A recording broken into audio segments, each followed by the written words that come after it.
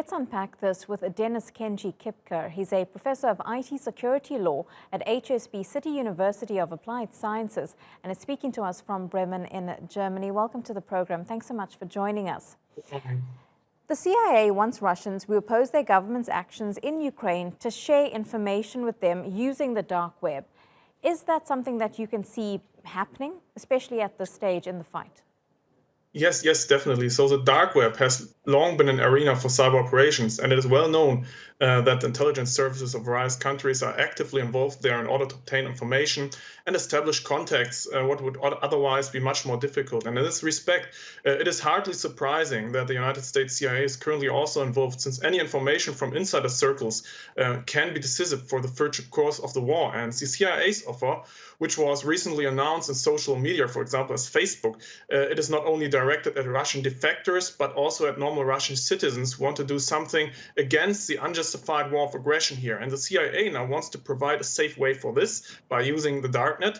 And the background of this, of course, is that Russian citizens and opposition figures are less able than ever to speak out publicly in these times. And nevertheless, the CIA knows that insider information from the ground in Russia is an important source for assessing the whole situation. And is also known from relevant circles that there are numerous Russians who try to contact the CIA from Russia in order to provide information relevant to the war. And this procedure makes it more clear than ever that war fought by conventional means at the same time is also an information war. And it will also be a question of whether the Russian government disinformation and propaganda policy can be countered with insider information that is deliberately launched into the public domain by the CIA here. Well, has the fighting on the battleground extended to the cyber world in the dark web, which is dominated by Russian speakers? Is there a divide in that domain?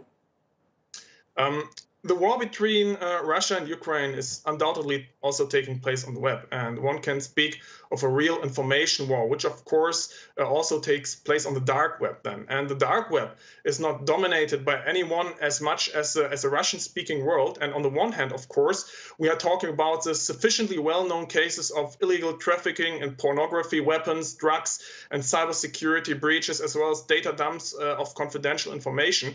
Also, many darknet forums have a code that prohibits certain actions, such as actions that can harm the Russian Federation.